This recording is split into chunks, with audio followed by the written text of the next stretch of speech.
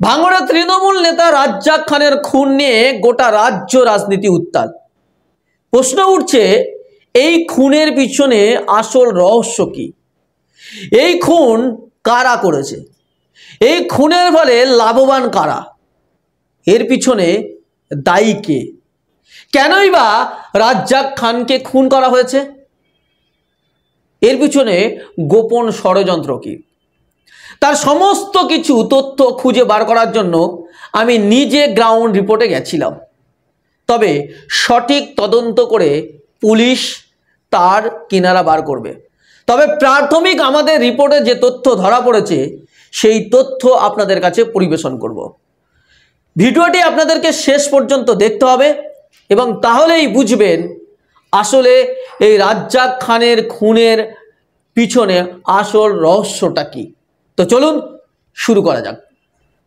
প্রথমে যে বিষয়টা বলবো সেটা হচ্ছে, এই রাজ্জাক খানের খুনের পিছনে মূল যে বিষয়টা উঠে এসছে সেখানে আমরা যা পেয়েছি সেখানে বলা হচ্ছে যে ভাঙড়ে যে নতুন ব্রিজ কয়েকদিন আগে তৃণমূল নেতা শওকত মোল্লার নেতৃত্বে শাসক দলের মঞ্চে, তৃণমূলের মঞ্চে দেখা গেছিল পুলিশ প্রশাসন রয়েছে, সেখানে নাকি ভাঙড়ের যে নতুন ব্রিজ হবে, কাঠের ব্রিজটাকে কংক্রিটের ব্রিজ করা হবে, তার আনুষ্ঠানিক উদ্বোধন হয়। এবং সেই মঞ্চে তৃণমূলের মঞ্চে পুলিশ, সমস্ত থানার ওসিরা ছিলেন, জানিয়ে বিতর্ক ছড়িয়ে পড়েছিল গোটা রাজ্যে যে তৃণমূলের মঞ্চে কেন পুলিশ প্রশাসন। এবং সেই যে ব্রিজ, সেই ব্রিজ সংস্কার হবার পর ব্রিজের নিচে এবং খাল পাড়ে অনেকগুলো দোকান সংস্কার হবে। আর সেই ব্রিজের টাকার যে কাটমানি এবং যে সংস্কারের পরে যে দোকানগুলো হবে, সেই দোকানগুলো এবং ওই ব্রিজ সংস্কারকে কেন্দ্র করে ভাগ বটোয়া নিয়েই নাকি এই ঘটনার সূত্রপাত। একথা আমি বলছি না, একথা বলছেন কে না, মৃত তৃণমূল নেতা রাজ্জাক খানের মামি। শুনুন তার বক্তব্য। এই ব্রিজ নিয়ে সমস্যা ছিল, এই কয়েকদিন শুনছি যে ব্রিজ হবে, নানান রকম আমাদের এলাকার মানুষ যায়, সব গল্প গুজব করে, ওদের মধ্যে কোনো দ্বন্দ্ব আছে, ইস্যু আছে, এই নিয়ে শুনতে এই এক কেলেঙ্কারি ঘটে গিয়েছে।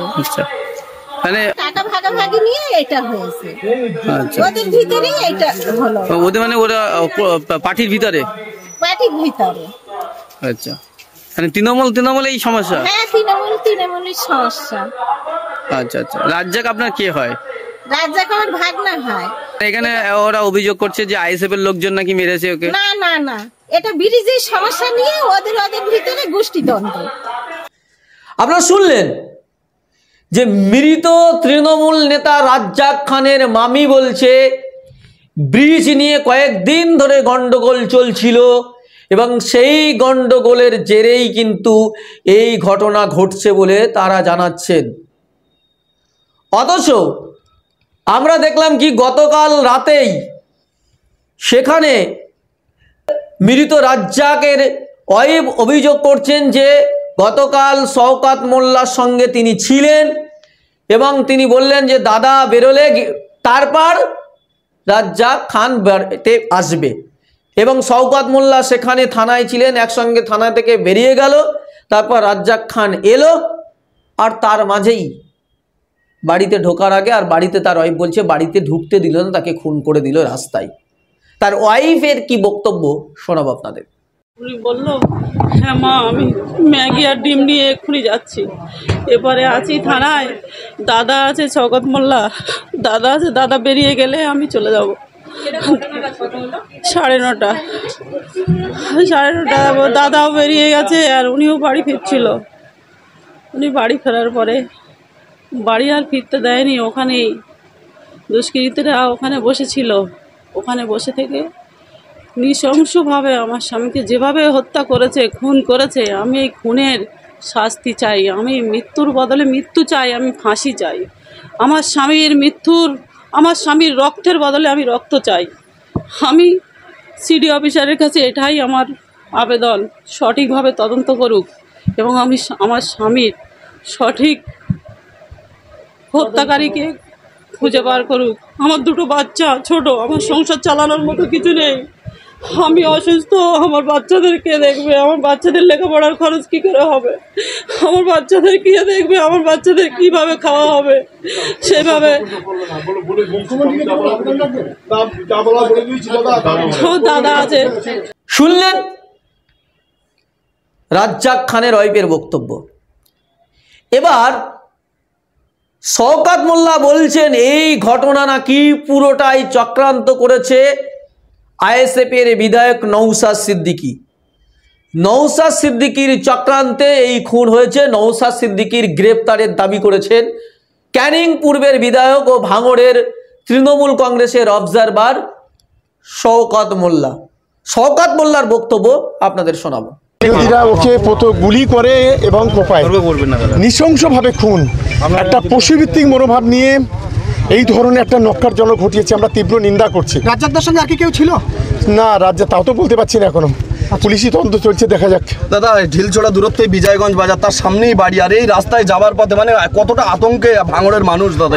না, আইএসএফ আশ্রিত সমাজ বিরোধীরা সম্পূর্ণ নওশাদের মদতে এই সমস্ত ঘটনা ঘটছে। ওদের কোনো অস্তিত্ব নেই ভাঙড়ে, ওদের খুন ছাড়া দ্বিতীয় কোনো রাস্তা নেই। আজকে অবিলম্বে আমি অনুরোধ করব মাননীয় মুখ্যমন্ত্রীকে এবং কমিশনার অফ পুলিশকে অবিলম্বে নওশাদকে গ্রেপ্তার করা। নওশাদের মদতে সমস্ত ঘটনা ঘটছে, এখানে সমস্ত ঘটনা ঘটছে, নক্কার জন্য ঘটনা ঘটছে। আপনারা শওকত মোল্লার বক্তব্য শুনলেন। এই যে শওকত মোল্লা, তিনি বলছেন যে এই ঘটনার পিছনে আইএসএফ নাকি দায়ী, নওশাদ সিদ্দিকী দায়ী। কিন্তু আমরা কি দেখছি, এই যে রাজ্জাক খানের দাদা, তিনি বলছেন এই ঘটনায় আইএসএফ দায়ী নয়, এই ঘটনায় দায়ী হচ্ছে তৃণমূলের গোষ্ঠীদ্বন্দ্ব। শুধু তিনি এটাই বলছেন না, তিনি বলছেন তৃণমূলের লোকজন আমাকে অনেক আগে থেকেই সাবধান করে বলেছিল তোমার ভাইকে সাবধান হতে হবে। সেটা আজকের কথা নয়, কয়েকদিন আগে থেকেই তাকে জানানো হচ্ছে। শুনুন রাজ্জাক খানের দাদা কি বলছেন। আমাদের গ্রামে যারা আইএসএফ করে, আমাদের গ্রামে যারা ওরা বিরোধী দল করে, সবাই ওকে ভালোবাসে। সবাই একসঙ্গে ওরা খেলাধুলো, খাওয়া দাওয়া সবই কিছু করে, সবাই ওকে ভালোবাসে, আমাদেরকেও ভালোবাসে। যারা এখানে আইএসএফ করে, যে আইএসএফের পঞ্চায়েত মেম্বার থেকে শুরু করে যারা আছে সবাই ভালোবাসে।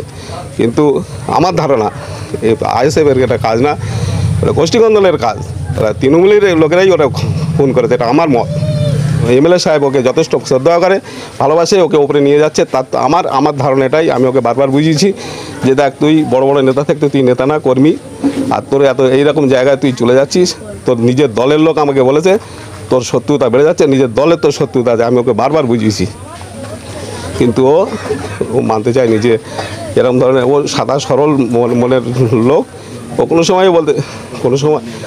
সময় ও এটা ভাবতো না যে ওর জন্য সবাই আমার আপন। কিন্তু আমাকে বলেছে, ওর দলের লোকই আমাকে বলেছে যে বড়দা ছোটো ভাইকে একটু ভালো সাবধানে চলতে বলো, নিজের দলের লোকের শত্রু তো। আমি ওকে বুঝিয়েছি বারবার। আপনারা শুনলেন রাজ্জাক খানের দাদার বক্তব্য।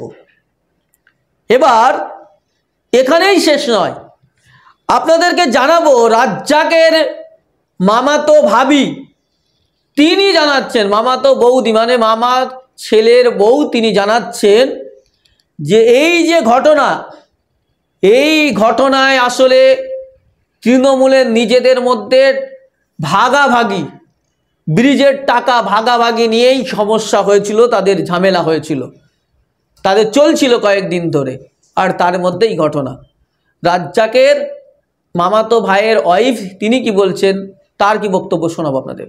টিএমসিরা ওরা নিজেদের গোষ্ঠীদ্বন্দ্ব ছিল, আর ওদের রাগারাগি ছিল কি ওরাই করে এখন আইএসএফ এর নামে বলছে আইএসএফ এর লোকজন নাকি মেরেছে। না, আইএসএফ এর লোক আদৌ আমরা জানতে পারি যে ওরা এরকম কাজ ওরা করতে পারবে না। অ্যাকচুয়ালি ওনাদের মিটিং মিছিল কোথায় হয়, কি হয় না হয়, ওরা তো এক জায়গায় ছিল। আমরা শোনা কথা, আমরা মানুষের মুখে মুখে শুনছি যে ওনাদের ওখানে শওকত মোল্লার ছিল, করে চাপিয়ে দিচ্ছে যে আইএসএফ এর লোকেরা করছে। ওদের নিজেদের মধ্যেই ঝামেলা, ওদের গোষ্ঠী ব্রিজ নিয়ে ঝামেলা ছিল, গোষ্ঠীদ্বন্দ্ব, ওদের ঝামেলা ছিল। কিসের ঝামেলা? টাকা পয়সা ভাগাভাগি নাকি? টাকা পয়সা, ব্রিজ নিয়ে টাকা পয়সা ঝামেলা ছিল, সেটা ওরা ভালো রকম জানে। এটা বলছে আইএসএফ এর লোকেরা, কিন্তু এরা এরকম কাজ করতে পারে না। আর সেদিনকে ছিল পুরো হাটবারের দিন, সেদিন লোকজন যাওয়া আসা, উড়ির মধ্যে ওরা কখন কি করেছে, ওনার নিজেদের গোষ্ঠীদ্বন্দ্ব ছিল কি ছিল আইএসএফ এদের উপরে। রাজ্জাক আপনার কে হয়? আমাদের পুরো তো ভাসুর হয়। আপনারা শুনলেন। এবার আপনাদেরকে আর একটা বিষয় জানাই। রাজ্জাকের আর এক দাদা তিনি কি বলছেন? তিনি বলছেন এই ঘটনায় যে বা যারা দায়ী তাদের অবিলম্বে শাস্তি দিতে হবে, এবং তারা বলছেন সঠিকভাবে প্রশাসন তদন্ত করুক, কারণ নামে দাগিয়ে দিয়ে নয়, সঠিকভাবে তদন্ত করে তারপরেই গ্রেপ্তার করা হোক, তাদেরকে শাস্তি দেওয়া হোক। শোনেন তার বক্তব্য। ওর পিছনে দুজনা ছিল বাইকে, একই বাইকে আরও দুজন ছিল সঙ্গে। তারা আমাদের গ্রামের নিরীহ ছেলে, তাদের কোনো দোষ নেই। এমনি রাস্তায় আসতে গেলে ওর রাজ্জাক যখন বাড়ি ফেরে তখন যে কেউ না কেউ ওর গাড়িতে ওঠে নেয়। ও কেউ যদি হেঁটে আসে মানে তাকে তুলে নেয়, বাইকে তুলে বাড়ি নিয়ে আসে, যে এত রাস্তা হেঁটে যাবে, চল আমার বাইকে চল, আমি খালি যাচ্ছি। তো সেদিনও কালকেও তাই একই দুজনা তুলে নিয়েছে বাইকে। নেওয়ার পরে যখন ও ফিরছে এমন তো অবস্থা ওদের সামনেই হয়েছে। ওরা যে বললো যে 5-6 জনের মতো লোক ছিল, হঠাৎ করে ঝোপ থেকে বার হয়ে আর ওকে অ্যাটাক করেছে। আমাদের পাড়ারই দুটো ছেলে, একটার নাম শাহাবুদ্দিন আর একটার নাম হচ্ছে মহিবুল ইসলাম। রাত 9টা 9:30 পর থেকে 9:45-10টার মধ্যেই, 9:30 পর থেকে 9:10টার মধ্যে এই টাইমটার মধ্যে হয়েছে। শত্রুতা তো তেমন এমন কোনো শত্রু নয় যে ওকে মার্ডার হতে হবে, কেন আমাদের গ্রামের রাজনীতিটা সম্পূর্ণ অন্যরকম ছিল। অন্যান্য বুথে ঝামেলা হয়েছে, অনেক সিপিএম আইএসএফ বা অন্যান্য পার্টির সঙ্গে ঝুট ঝামেলা হতো, কিন্তু আমাদের বুথে হতো না। আমাদের বুথে শান্তিপ্রিয়, সবাই শান্তিপূর্ণ মানুষ, কিন্তু এরকম একটা দুর্ঘটনা ঘটবে আমরা স্বপ্নেও ভাবতে পারিনি। আপনার ভাইকে কেন মারলো বলে মনে হচ্ছে? এখন কি ওর মারলো সেটা তো আমরা কিছু বুঝতে পারছি না, এখনো কি কারণে মারলো, কেন মারলো সেটা আমরা কিছু বুঝতে পারছি না। আমরা এখন চাইছি প্রশাসনের কাছে এটাই দরখাস্ত যে যারা প্রকৃত দোষী তাদের খুঁজে বার করে চিহ্নিত করে তাদের কঠিন থেকে কঠিন শাস্তি হোক, এটাই আমরা চাই। আর কি বলবো। মোহাম্মদ আইয়ুব খান। শুনলেন, ভাঙড়ের রাজনীতিতে অন্যতম চরিত্র হচ্ছে আরাবুল ইসলাম। ভাঙড়ের এক সময়ের কিং মেকার ছিলেন, কিন্তু আজ তিনি রাজনীতিতে ব্যর্থ। দল বহিষ্কার করেছে, সাইড লাইন করেছে, কোর্টে রেস্ট্রিকশন আছে, তিনি সব জায়গায় যেতেও পারেন না। তিনি আজকে এই ঘটনায় রীতিমতো মর্মাহত। তিনি বলছেন রাজ্জাক খানকে আমি নিজে হাতে তৈরি করেছিলাম। রাজ্জাক খান আমার সঙ্গে নিয়মিত যোগাযোগ রাখতো, আমার বিরুদ্ধে বলতো, তার চাপ ছিল সেজন্য আমার বিরুদ্ধে বলতো, কিন্তু নিয়মিত আমাকে খোঁজ নিত, আমার সঙ্গে যোগাযোগ রাখতো। আরাবুল ইসলামের বক্তব্য আপনাদের শোনাবো। আজকে আমার সব থেকে বেদনা, সব থেকে দুঃখ, আমি কাল রাত থেকে কেঁদেছি। যে রাজ্জাক, সে যার সাথেই যেতে পারে, সে দলের একজন সৈনিক, আজকে সে খুন হয়েছে, নৃশংসভাবে খুন হয়েছে। এই খুন বাংলায় দেখা যায় না। শুনেছি 5টা গুলি করা হয়েছে, তারপরে তার গলা কেটে দেওয়া হয়েছে। আমি তার ফ্যামিলির প্রতি সহানুভূতি জানাই, কিন্তু এই দুর্ভাগ্য আজকে দূর সময়, একটা কঠিন সময় আমি মনে করি, যেই সময়টায় রাজ্জাকের মতন ছেলে খুন হওয়া, পার্টির কাছে আর দুর্ভাগ্য কিছু নেই। কিন্তু আমি বলবো যারা খুন করেছে, যারা দোষী, তাদের অবিলম্বে অ্যারেস্ট করে দৃষ্টান্তমূলক শাস্তির দাবি করছি আমি প্রশাসনের কাছে। কলকাতা পুলিশ যথেষ্টভাবে তারা তাদের মতো কায়দায় যদি করে, আমি পুলিশকে ধন্যবাদ জানাবো। কেন যে যদি তারা সঠিকভাবে কাজ করে, তাহলে দেখবে যারাই করেছে, যত বড় তারা যদি কবরের মধ্যেও লুকিয়ে থাকে, কলকাতা পুলিশ মনে করলে তাদের কবর থেকে বের করতে পারে। তাই আমি অনুরোধ রাখবো প্রশাসনের কাছে যে আপনারা যারা দোষ করেছে, যারা অন্যায় করেছে, তাদের অবিলম্বে অ্যারেস্ট করে দৃষ্টান্তমূলক শাস্তির আমি দাবি করছি। আমার সাথে রাজ্জাকের মাঝে মাঝে কথা হতো। রাজ্জাক একটা প্রচণ্ড চাপের মধ্যে ছিল। রাজ্জাক কেন, আপনারা জানেন, সবাই যারা আমার লোক তারা সবাই চাপের মধ্যে আছে, আমি সেটা বলবো না। তবে রাজ্জাক আমার সাথে মাঝে মাঝে যোগাযোগ রাখতো, ভাই কেমন আছো, খোঁজখবর নিত। অথচ আমার বিরুদ্ধে বড় বড় কথা বলতো। তার কারণ ছিল, সেটা কারণ আপনারা মিডিয়ার লোক, ভাঙড়ের ছেলে, আপনারা সবাই জানেন। আমি আর সেটা বলতে চাই না। তবে রাজ্জাক মাঝে মাঝে খোঁজখবর নিত, দাদা তুমি কেমন আছো, ভালো আছো, সুস্থ আছো, খোঁজখবর নিত। আমি তাই সত্যি আমি কাল রাত্রে সারা রাত আমার চোখের পানি, আমার ফ্যামিলি সবাই আগের থেকে আমরা সবাই কেঁদেছি যে আজকে দল করতে এসে তার জীবনটা চলে গেল, দলের জন্য জীবনটা চলে গেল। আমরা তাই আমি আর কিছু বলবো না, আমি সবাইকে ধন্যবাদ জানাই, আমি আর কিছু বলবো না। আরাবুল ইসলামের বক্তব্য আপনারা শুনলেন। এই আরাবুল ইসলাম যাকে হাতে করে তৈরি করেছিল, এই রাজ্জাক খানকে হাতে করে তৈরি করেছিল, তিনি আক্ষেপ করছেন, তিনি কাঁদছেন এবং তার সঙ্গে যোগাযোগ রাখতেন সেটা স্বীকার করলেন। আমরা সূত্র মারফত খবর পাচ্ছি যে তৃণমূলের যে গোষ্ঠীদ্বন্দ্ব, সেই গোষ্ঠীদ্বন্দ্ব যেমন রয়েছে, তারপরে যেহেতু এই রাজ্জাক খান আরাবুল ইসলামের সঙ্গে যোগাযোগ রাখত, তাই এই শওকাত গোষ্ঠী তারা অনেকেই হয়তো মনে করেছে, অনেকেই বলছেন যে এই যোগাযোগ রাখার কারণে ওকে এদের খবর আরাবুল ইসলামের কাছে পাচার করতেন কিনা করতেন, এই সন্দেহভাজনের জন্য হয়তো একে খুন করা হয়েছে অনেকেই বলছেন। ফলে এখানে কিন্তু নানা প্রশ্ন বাজছে এবং এই রাজ্জাক খানের কিন্তু শালা, তিনি একজন পুলিশ কর্মী, তারাও তদন্ত করছে, তিনিও বিষয়টা নিয়ে বলতে চাই, কিন্তু তিনি যেহেতু একজন পুলিশ কর্মী সেজন্য মিডিয়ার সামনে তিনি বলতে পারছেন না। তবে এই যে ঘটনায় যে বিষয়টা গুরুত্বপূর্ণ এবং লক্ষণীয় বিষয় আমরা যেটা দেখলাম, ভাঙড়ে যত বড় বড় খুন হয়েছে, মার্ডার হয়েছে, এর আগে বোমাবাজি হয়েছে, বিশাল কিছু হয়েছে, এর আগে আমরা পঞ্চায়েত ভোটে দেখেছি 7 জন খুন হয়েছে, এর আগেও দেখেছি। কিন্তু আমি সাংবাদিকতার জীবনে আমি ভাঙড়ে 2023 পঞ্চায়েত নির্বাচনের সময় দেখেছি, চোখের সামনে দেখা বোমাবাজি, গুলিগালাজ, সেইগুলো দেখেছি, নিজে রিপোর্টিং করেছিলাম। কিন্তু সেই সময়ও ভাঙড়ে অনেক দোকানপাট খোলা ছিল, কিন্তু আজকের দিনে আমি যেটা অবাক হয়ে গেলাম, আমি নিজে গিয়ে দেখলাম ভাঙড়ের একটা চায়ের দোকান পর্যন্ত খোলা ছিল না। শুধুমাত্র ইমার্জেন্সি মেডিসিনের দোকান ছাড়া একটা দোকানপাট কিছুই খোলা ছিল না। অথচ বাজার থেকে বেশ কিছুটা দূরে, প্রায় 400 মিটার দূরে ঘটনাটা ঘটেছে খালপাড়ে। এবং আপনাদেরকে জানিয়ে রাখি, আমরা সূত্রে মারফত যে খবর পেয়েছি, আজকে এই ঘটনায়, গতকালকের যে ঘটনায়, এই ঘটনায় যে এফআইআর হয়েছে, সেই এফআইআরে কিন্তু পুলিশ কোনো আইএসএফের নাম দিয়ে বা আইএসএফের নেতার নামে এফআইআর হয়নি, অজ্ঞাত পরিচয় ব্যক্তিদের নামে এফআইআর হয়েছে। এবার এই যে টোটাল ঘটনা, এই ঘটনায় যেটা আমাদের অবজারভেশনে উঠে এসেছে সেটা হচ্ছে যে রাজ্জাক খানের ওয়াইফের বক্তব্য অনুযায়ী এই যে রাজ্জাক খান সারাক্ষণ কোথায় আছে না আছে তার গতিবিধি কিন্তু শওকত মোল্লা এবং শওকত মোল্লা লোকজন বা তৃণমূলের লোকজনের কাছেই থাকে, মানে ছিল। কারণ হচ্ছে গতকালকে নিউ টাউন আর্ট কলেজে তৃণমূল কংগ্রেসের ঘরোয়া ইন্টোর মিটিং হয়েছে, সেই মিটিংয়ে ছিলেন রাজ্জাক খান।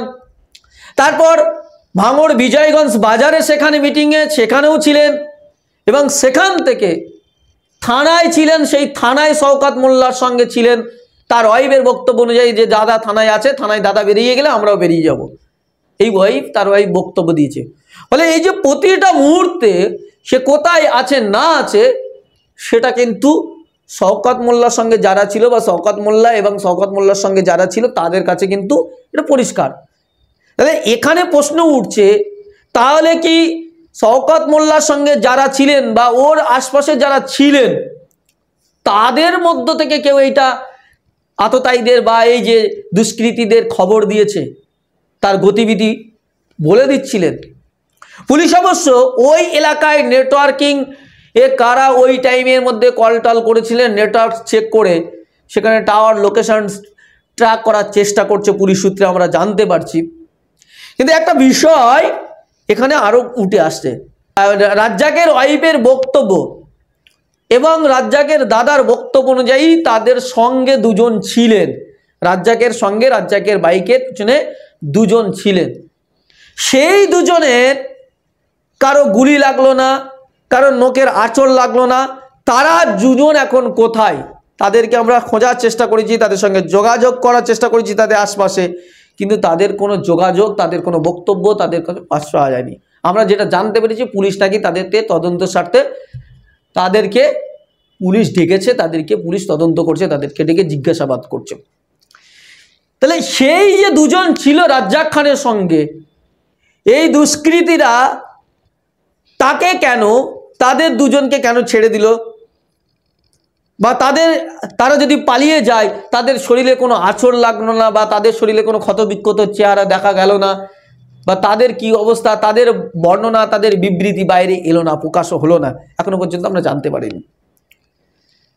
তবে পুলিশ সূত্রে আমরা যে খবর পাচ্ছি, প্রথমে তাকে 4 রাউন্ড গুলি মারা হয়, কারণ ওখানে 4 রাউন্ড গুলির যে পাওয়া যায় সেটা পাওয়া গেছে পুলিশের পক্ষ থেকে প্রাথমিক তদন্তে, এবং তারপরে ধারালো অস্ত্র দিয়ে তার মাথায় আঘাত করা হয় তার মৃত্যু নিশ্চিত করার জন্য। এবং পাশে যে জলকার রয়েছে সেই জলকার দিয়েই কিন্তু আততায়ীরা জলকারের আলপট দিয়ে সেখান দিয়ে পালানোর চেষ্টা করেছে বলে পুলিশের প্রাথমিক অনুমান। কিন্তু একটা বিষয় এখানে আমাদের খুব ভালো লাগার বিষয়, সেটা হচ্ছে এই ঘটনায় ভাঙড়ের বিধায়ক যিনি নওশাদ সিদ্দিকীর বক্তব্য ক্লিয়ার। বিধায়ক হিসাবে সর্বপ্রথম যে খুনটা হয়েছে, যে মানুষটা রাজ্জাক খাঁকে যে খুন করেছে, এর চূড়ান্ত প্রতিবাদ করছি। সাথে সাথে প্রশাসন বন্ধুদের বলবো, রাজনৈতিক কর্মী না দেখে ভাঙড়ের একজন কর্মী মানুষকে খুন করা হয়েছে, এই হিসাবে তদন্ত করা হোক। যে বা যারা যুক্ত একটাও না ছাড় পায়, তাদের সর্বোচ্চ শাস্তির ব্যবস্থা করা হোক। আমরা বারবার ভাঙড়কে চাইছি, বোম গুলি মুক্ত ভাঙড় হোক, হিংসা অশান্তি মুক্ত ভাঙড় হোক। দুর্ভাগ্য আমাদের, ভাঙড় ডিভিশন করার পরেও ভাঙড়ের মানুষকে এই ধরনের খুন হতে হচ্ছে দুষ্কৃতীদের দ্বারা। এখন শওকত মোল্লা সাহেব রাজনীতি করছেন, তিনি আইএসএফ কে আমাদেরকে দেখে দেওয়ার চেষ্টা করছে। কিন্তু শওকত সাহেবের যদি আমরা প্রিভিয়াস রেকর্ড দেখি, সেই রাজ্জাক সর্দার থেকে শুরু করে মানিক পাইক থেকে শুরু করে বিভিন্ন সময় আমরা দেখেছি খুন করেছে তাদের দলের লোকেরা, তারাই যুক্ত থেকে অন্যদেরকে, তাদের দলের প্রথম সারির নেতাদেরকে সাইড করেছে। সেই জাহাঙ্গীর খান চৌধুরী থেকে শুরু করে এই ধরনের অনেক আছে। এটা শওকত মোল্লা সাহেবের প্রিভিয়াস রেকর্ড। এখন এই খুনটার কারণ কি হতে পারে? আমি সকালে কয়েকটা ফুটেজ দেখছিলাম পরিবারের লোকজনের, তারা কেউ দাবি করছে ওই দিন 3 জন ছিল, যখন তাকে খুন করা হয় 2 জন তাকে ছেড়ে চলে গিয়েছে। এখন একটা সন্দেহ থেকে যাচ্ছে। সাথে সাথে আজকে আর একটা ভিডিও ফুটেজ দেখলাম, পরিবারের লোকজন সরাসরি বলছে এটা গোষ্ঠীদ্বন্দ্বের শিকার হয়েছে। এবং বাস্তবিক কথা, আমি যতটুকু খোঁজ নিলাম, ওই অঞ্চলে ওই যেখানে বাড়ি যে ছেলেটিকে খুন করেছে, ওখানে আইএসএফ বা বিরোধীদের সাথে ওর সম্পর্ক খুব একটা খারাপ ছিল না। কিন্তু আমি যতটুকু খবর পাচ্ছি, এই লোকটি যাকে খুন করেছে ওরা, আপনার একদা সময় আরাবুল ঘনিষ্ঠ ছিল, প্রেশার দিয়ে চাপ দিয়ে এখন শওকত ঘনিষ্ঠ করেছে। এবার এই সুযোগটা কে নিয়েছে, এটা তদন্ত সাপেক্ষ। একাধিক ইকুয়েশন উঠে আসছে এই খুনের রহস্যের পিছনে, তবে সবটাই সমাধান করতে পারবে প্রশাসন, ইনভেস্টিগেশন অফিসার। আমি আশা করব নিরপেক্ষতা বজায় রেখে এটা তদন্ত হোক। আর সাথে সাথে এটাও বলে রাখছি, পরিবারের সাথে আমি যোগাযোগ করার চেষ্টা করছি, পরিবারের সমর্থন নেব। পরিবার যদি চাই সিবিআই ইনভেস্টিগেশন হোক, পরিবারের হয়ে প্রয়োজনে আমি মামলা করব সিবিআই ইনভেস্টিগেশন করার জন্য। কারণ আমি একজন বিধায়ক এখানে ভাঙড়ের, সেটা আমার বড় পরিচয়। কোন দলের নেতা, কোন দলের চেয়ারম্যান, তার থেকে বড় পরিচয় ভাঙড়ের আমি বিধায়ক। ভাঙড়ের মানুষ খুন হয়েছে, ভাঙড়ের মানুষকে যারা খুন করেছে তাদেরকে আমি শান্তির ঘুম ঘুমোতে দেব না। আর সাথে এটাও বলছি, যদি এটাকে রাজনৈতিক চক্রান্ত হয়ে বিরোধীদের উপরে দমন পীড়ন বা সাধারণ মানুষকেও যদি ডিস্টার্ব করার চেষ্টা হয়, আমি সেই পরিবারগুলোকে সাথে নিয়ে সিবিআই তদন্ত হবে, সিবিআই তদন্তের জন্য বা বিচার বিভাগীয় তদন্তের জন্য কোর্টের দ্বারস্থ হব। শওকত মোল্লা সাহেবের পাস্ট হিস্ট্রি যদি আমরা দেখি, এই কাছে তিনি সিদ্ধহস্ত, খুন খারাপি করিয়ে, মারামারি করিয়ে, গোষ্ঠীদ্বন্দ্ব করিয়ে অপরের দিকে, বিরোধীদের দিকে দাগিয়ে দিত। নমিনেশন আটকাচ্ছে, আবার বলছিনি যে বিরোধীরা প্রার্থী খুঁজে পাচ্ছে না। এখন আমি বলছি, এই যে খুনটা হয়েছে, শওকত মোল্লা সাহেবকে যদি সঠিকভাবে জিজ্ঞাসাবাদ করা হয়, এই খুনের রহস্য উন্মোচন হবে। এটা সম্পূর্ণরূপে আমি দায়িত্ব নিয়ে বলতে পারি, আমি দায়িত্ব নিয়ে বলছি, এটা গোষ্ঠীদ্বন্দ্বের শিকার হয়েছে। এবার কোন গোষ্ঠী করেছে আর কেন করেছে, কোন গোষ্ঠী করেছে এটা এই মুহূর্তে বলা সম্ভব নয়। কেন করেছে এটা আমি বলতে পারি, সেই দিনের শেষে ভাগবটরার লড়াই, এ বড় নেতা হয়ে যেতে পারে, সে ছোট নেতা হয়ে যেতে পারে, এই মর্মে একটি ছেলেকে খুন করা হলো। আমি ভাঙড়ের বিধায়ক হিসাবে রাজনীতির ঊর্ধ্বে গিয়ে বলছি, এই খুনের আমি চরম বিরোধিতা করছি।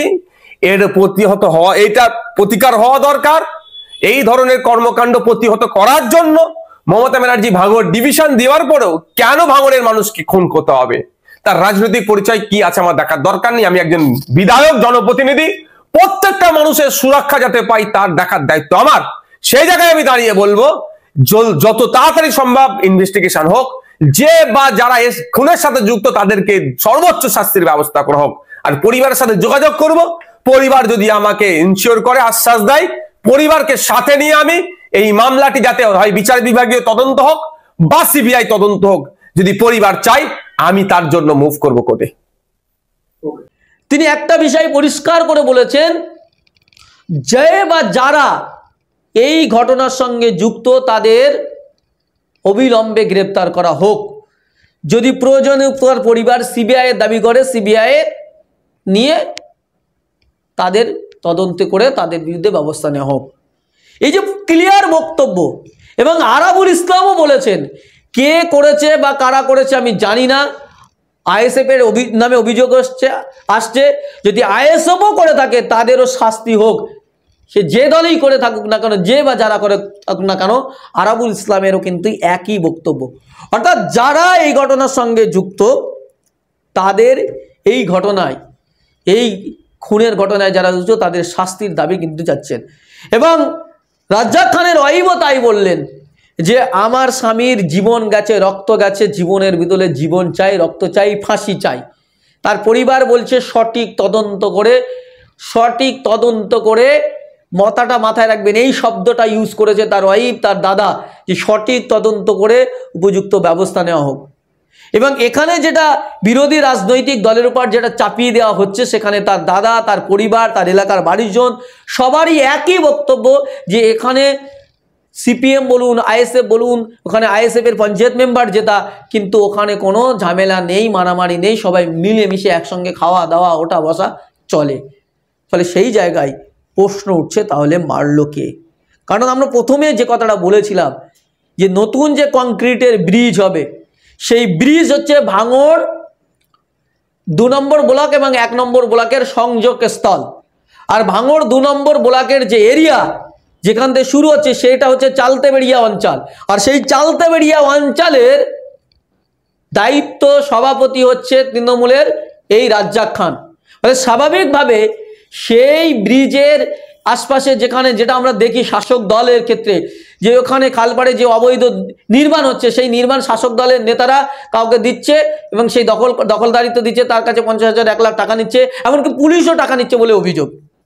তো সেই জায়গায় সে হয়তো এই দাবি করেছিল যে এই এলাকায় যে দোকানগুলো হবে বা এই ব্রিজের যে কাজগুলো হবে তার 50% আমাদের এখানে দিতে হবে। সেই ভাগাভাগির প্রশ্নই কিন্তু উঠে আসছে এবং সেটাকে না দিতে চেয়েই কিন্তু এই খুন বলে অনেকেই মনে করছেন বা অনেকেই বলছেন। তবে সঠিক তদন্ত পুলিশ করবে এবং পুলিশ আসল রহস্য বের করবে। তবে আমাদের অবজারভেশনে, আমাদের তথ্যে যা যা পেয়েছি আপাতত সেটাই আপনাদেরকে প্রোভাইড করলাম। আপাতত এখানে শেষ করছি, দেখা হচ্ছে পরবর্তী এপিসোডে। ততক্ষণ ভালো থাকবেন, সুস্থ থাকবেন, ধন্যবাদ।